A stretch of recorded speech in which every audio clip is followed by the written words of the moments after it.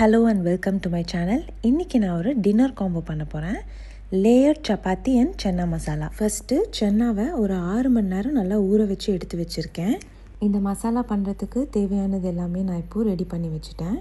Next ஒரு pan வச்சு அதில் எண்ணெய் ஊற்றிடலாம். எண்ணெய் சூடானதும் பட்டை, கிராம்பு, ஏலக்காய் போட்டுக்கிறேன். கட் பண்ணதுலேருந்து பாதி வெங்காயம் மட்டும் இதில் போட்டு கருவேப்பிலை சேர்த்துக்கிறேன். மீதி இருக்கிற வெங்காயத்தோட இஞ்சி, பூண்டு இது எல்லாத்தையும் சேர்த்து நல்லா ஃபைன் பேஸ்ட்டாக அரைச்சி அதையும் இதில் சேர்க்குறேன்.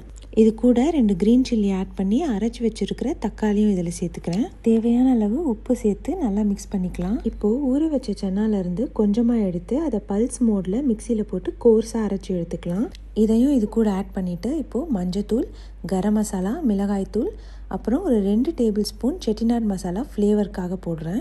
இந்த செட்டிநாட் மசாலா எப்படி செய்கிறதுன்னு ஆல்ரெடி நம்ம சேனலில் இருக்குது. மட்டன் கிரேவி ரெசிபியோடு அதை போட்டிருக்கேன், போய் செக் பண்ணி பாருங்கள். இப்போது மீதி இருக்கிற சென்னாவையும் இந்த கிரேவியில் போட்டுட்டு இது எல்லாத்தையும் நான் ஒரு குக்கரில் மாற்றி வேக வைக்க போகிறேன். நான் எப்போயுமே சென்னாவை தனியாக வேக வைக்க மாட்டேன். இந்த மாதிரி செஞ்சால் நம்ம சென்னாவில் அந்த ஃப்ளேவர் எல்லாம் உள்ளே இறங்கி சாப்பிட ரொம்ப டேஸ்ட்டாக இருக்கும். இந்த சன்னா மசாலா ரெடி ஆகிற டைமில் நம்ம இப்போது சப்பாத்திக்கு ரெடி பண்ணிக்கலாம். இப்போது சப்பாத்தி மாவில் தேவையான அளவு உப்பு, 2 டேபிள் ஸ்பூன் நல்லெண்ணெய், கொஞ்சம் கொஞ்சமாக தண்ணி ஆட் பண்ணி ஓரளவுக்கு சாஃப்டாக மிக்ஸ் பண்ணி எடுத்து வச்சுருக்கேன். இது எல்லாத்தையும் ஒரு மீடியம் சைஸ் பாலாக ரோல் பண்ணி எடுத்து வைக்கிறேன். சப்பாத்தி, பூரி எது செய்யணுன்னாலும் என் பையன் நான் ஹெல்ப் பண்ணுறேன்னு சொல்லி வந்துடுவான். அதே மாதிரி இன்றைக்கும் வந்துட்டான். சப்பாத்தி நிறைய லேயர்ஸோடு வரணுன்னா இந்த மாதிரி ட்ரை பண்ணி பாருங்கள். ஃபஸ்ட்டு ஒரு சின்ன ரவுண்ட் ஷேப்பில் ரோல் பண்ணிக்கோங்க. ரோல் பண்ணிவிட்டு அதில் கொஞ்சமாக நல்லெண்ணெய் ஊற்றுங்க. நல்லெண்ணெய் ஊற்றி அதை ஃபுல்லாக ஸ்ப்ரெட் பண்ணதும் அதை நல்லா ஒரு கோன் ஷேப்பில் ஃபோல்ட் பண்ணிக்கோங்க. இந்த மாதிரி எல்லாத்தையும் ரெடி பண்ணிவிட்டு அதுக்கப்புறமா சப்பாத்திக்கு இப்போது நம்ம நார்மலாக ரோல் பண்ணுற மாதிரி ரோல் பண்ணி எடுத்துக்கலாம்.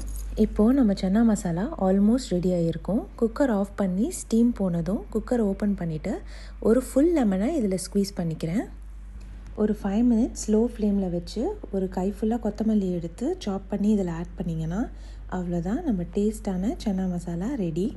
இப்போ நம்ம ரோல் பண்ணி வச்சுருக்கிற சப்பாத்தியை சப்பாத்தி கல்லில் போட்டு ஒரு 10 செகண்ட்ஸில் திருப்பி திருப்பி போடுங்க. அதுவே தானாக பூரி மாதிரி நல்லா உப்பி வரும். கடைசியாக ஒரு 2 ட்ராப் கீ ஆட் பண்ணி அதை எடுத்துடலாம்.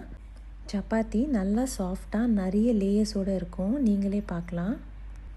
அவ்வளோதாங்க, நம்ம லேயர்ட் சப்பாத்தியும் சன்னா மசாலாவும் இப்போ ரெடி. சர்வ் பண்ண வேண்டியது தான்.